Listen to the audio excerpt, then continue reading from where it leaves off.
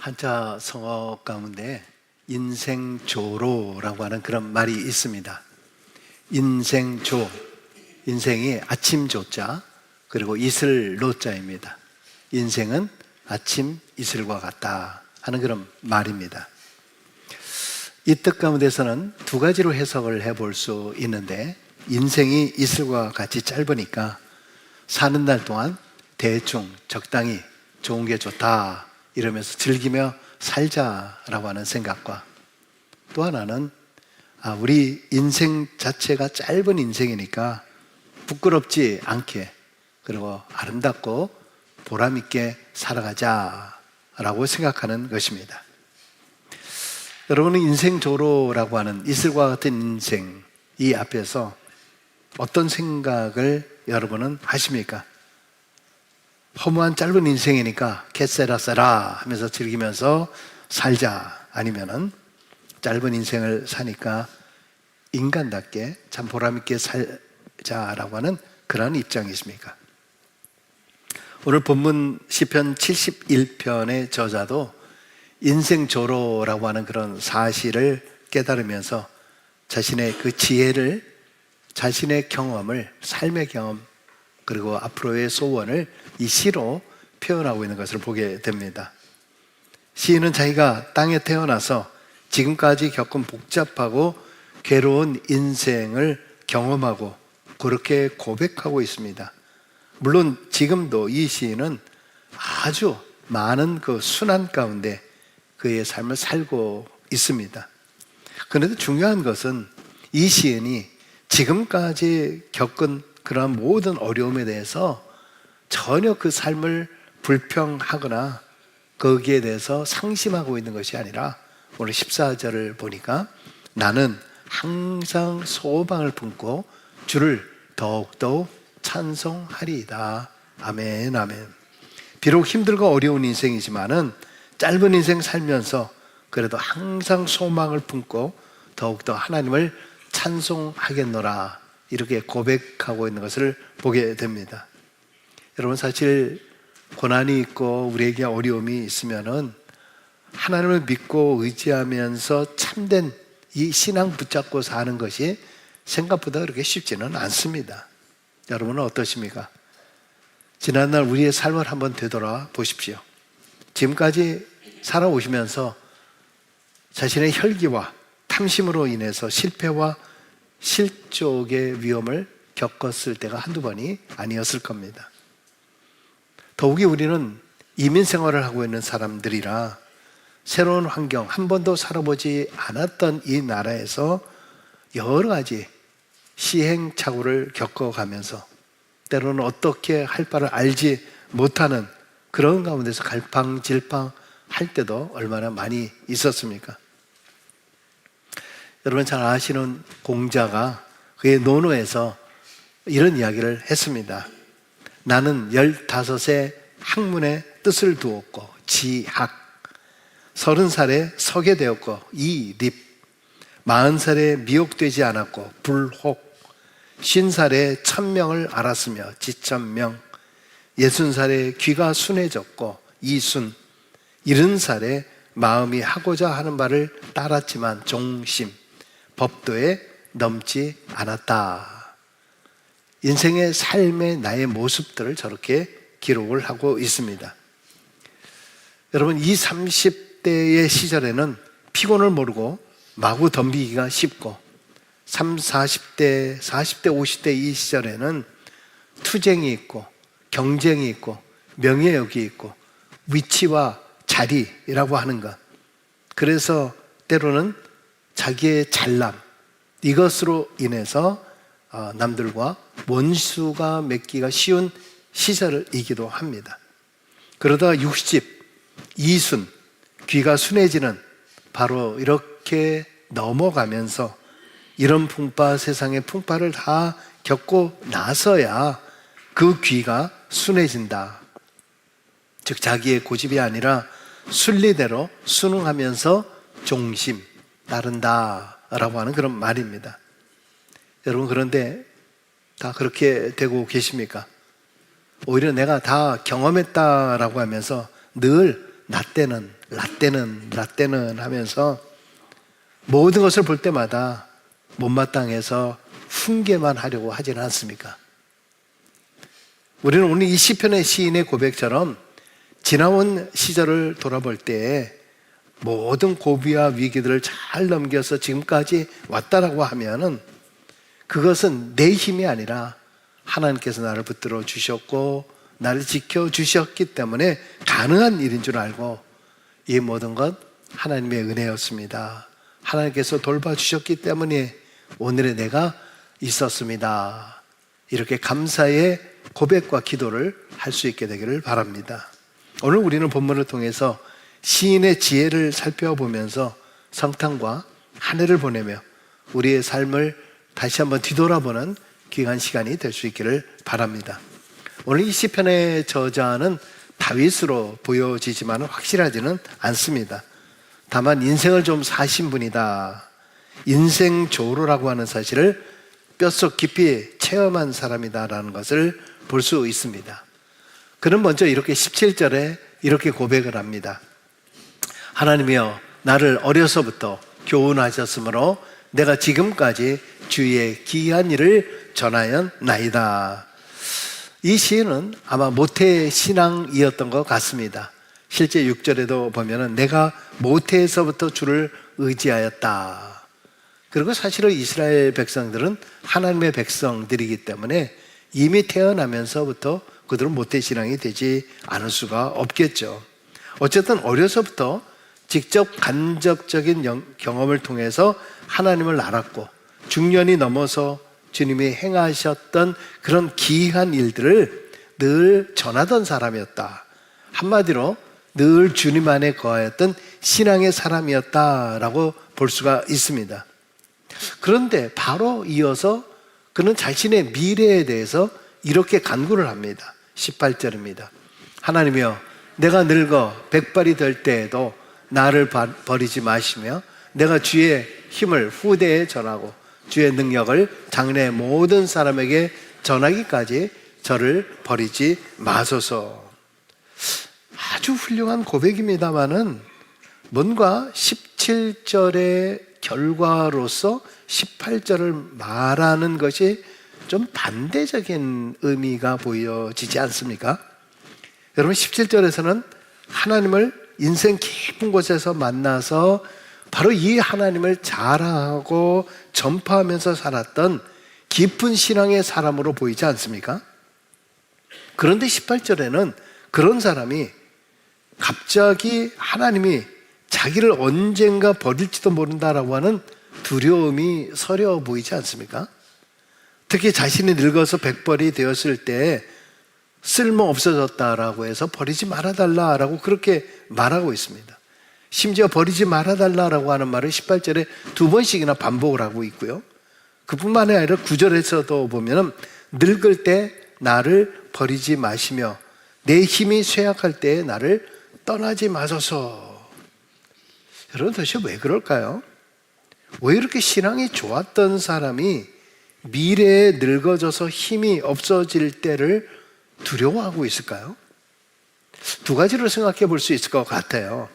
하나는 앞에서 말씀드린 대로 인생의 험악한 많은 일들을 경험했던 이 시편 저자입니다.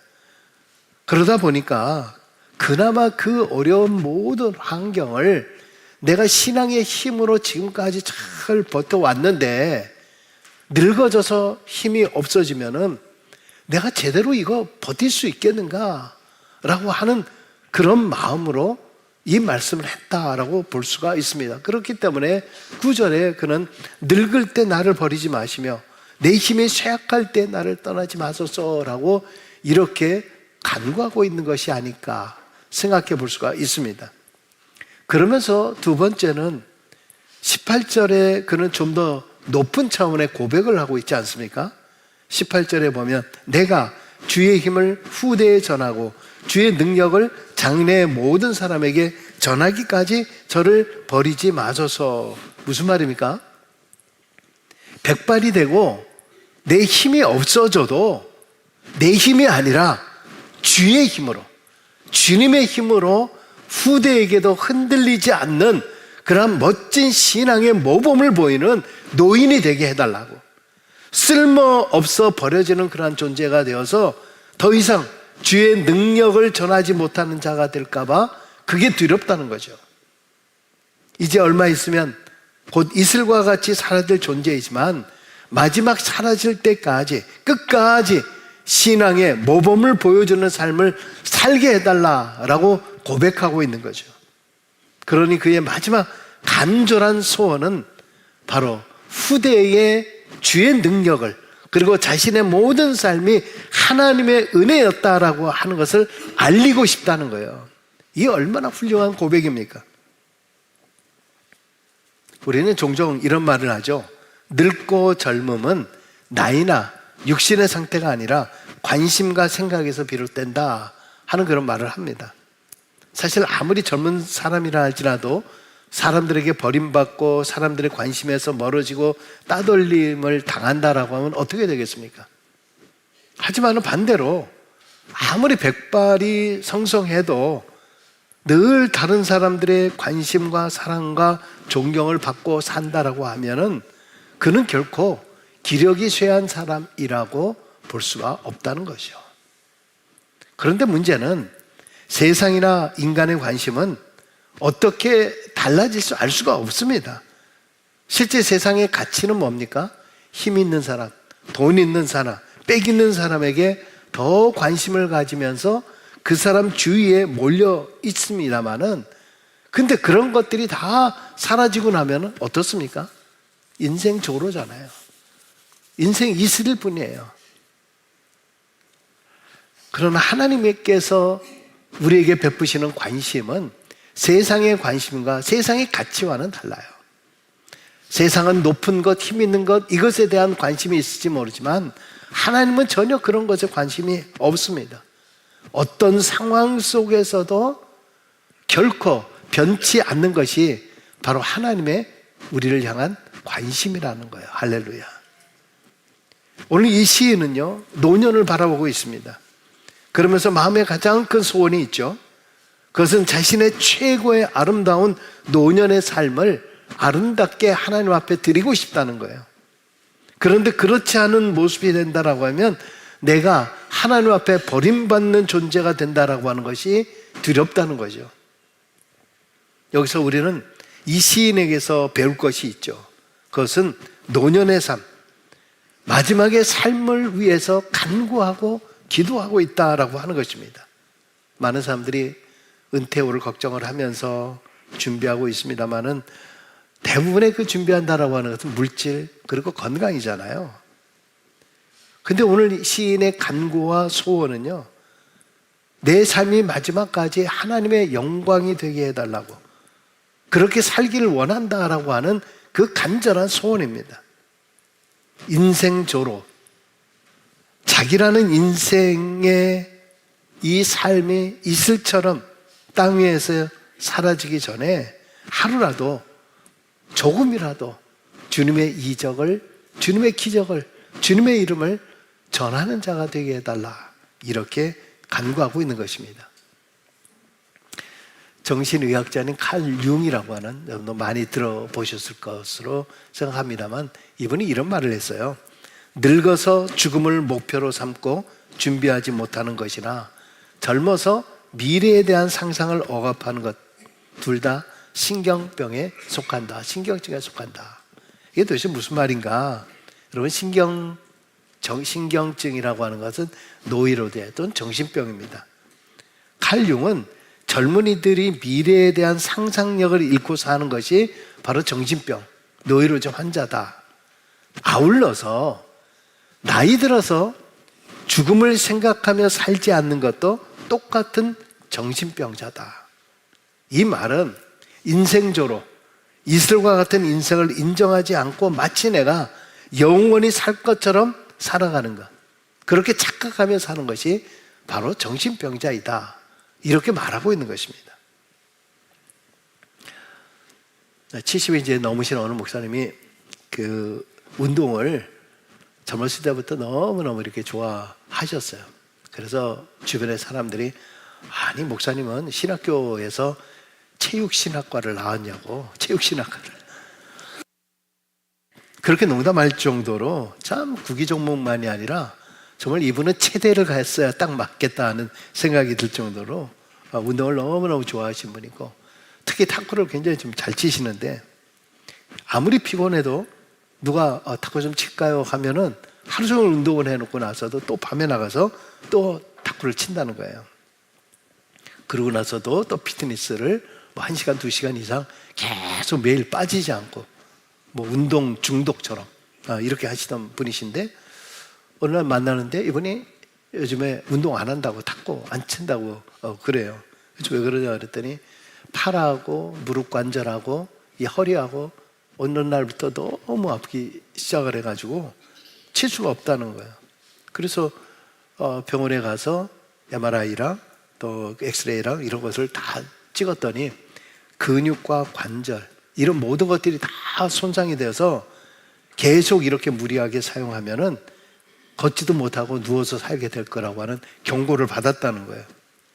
나이에 비해서 너무 운동을 열심히 하는 것도 문제다라고 하는 그런 이야기를 들었습니다. 여러분, 우리가 인생을 순리대로 사는 것이 중요합니다. 연세가 드셨는데도 불구하고 내가 마치 20대인 것처럼, 내가 30대인 것처럼 살려고 하는 것, 그것도 인생조로 아닌가요? 인생이 이슬 같은 그러한 인생인데 인생을 순리대로 사는 것, 그것도 지혜가 아닐까요? 신문에서 이제 칼럼을 읽었는데요, 일본을 상징하는 꽃이 사쿠라, 벚꽃이잖아요.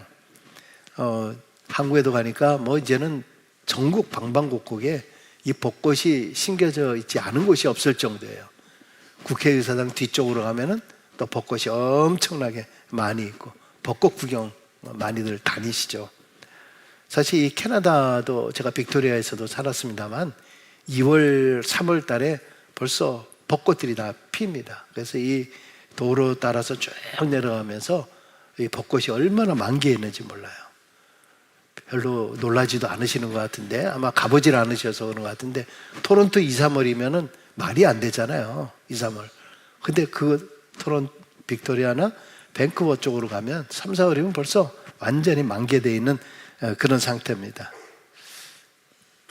제가 또 이 얘기하면은 밴쿠버로 이사 가야 되겠다, 또 이제 그럴지 모르겠는데, 그런데요, 벚꽃이 활짝 핀 것이 일본인의 상징이다 라는 그것으로 저도 그냥 상식적으로 알고 있었는데, 그게 아니라 활짝 핀 꽃잎이 바람에 흩날리며 떨어지는 모습이 바로 일본인을 상징하는 모습이다, 이렇게 썼더라고요.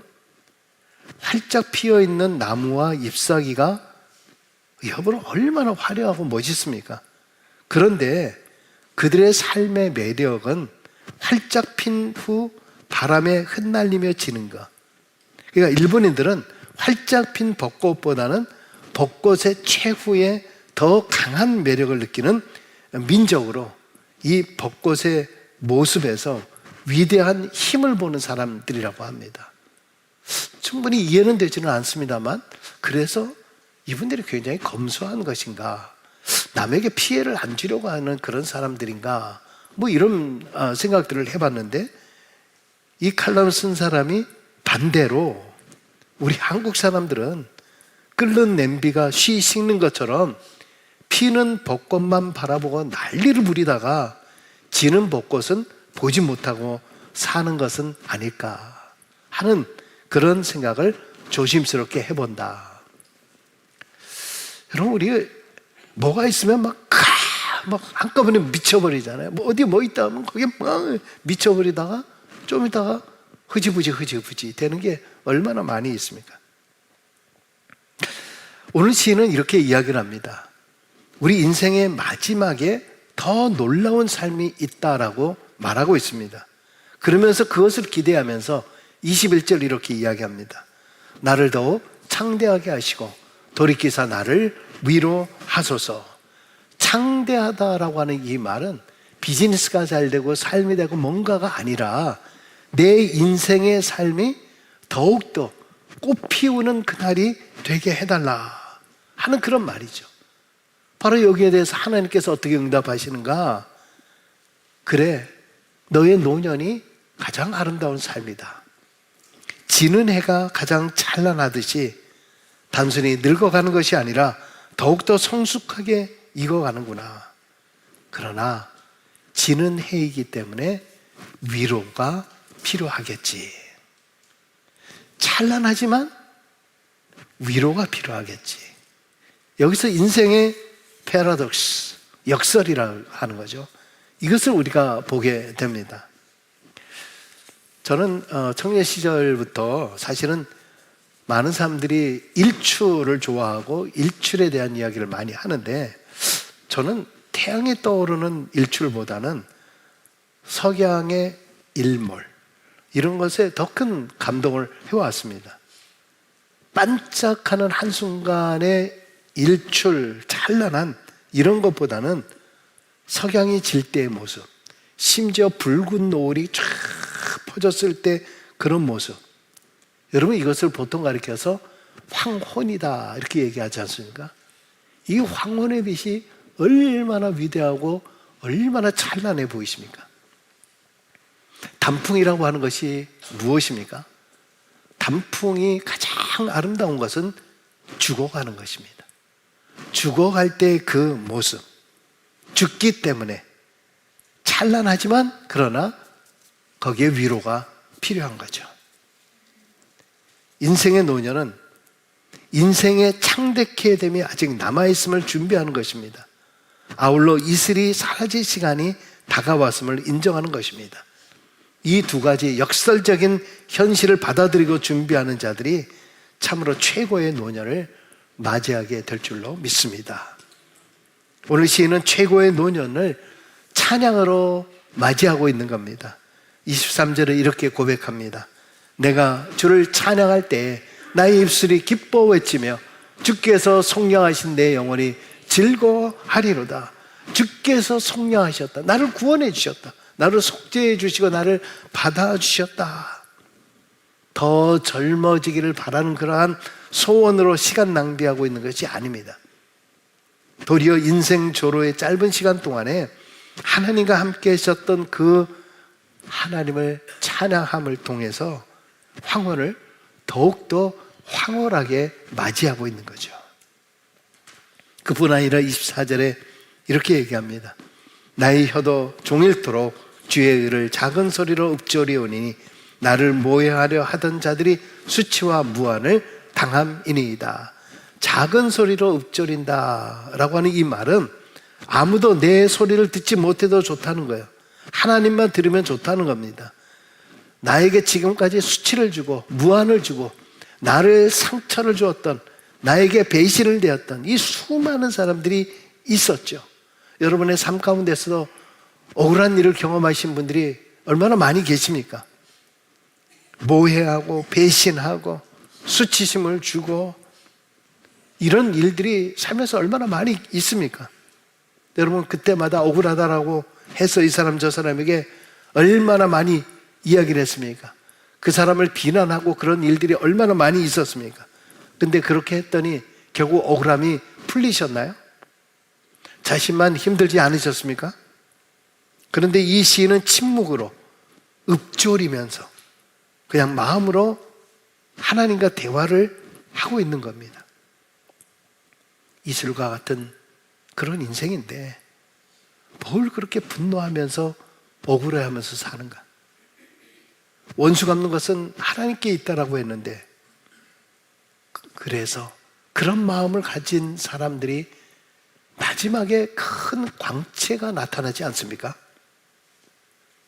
그것을 모르는 사람들의 마지막 유언은 꼭 내 대신 복수해달라. 꼭 내 대신 복수해달라. 그러나 마지막 광채를 아는 사람들의 대부분의 마지막 말은 뭡니까? 다 용서한다. 다 용서해달라. 그리고 뭡니까?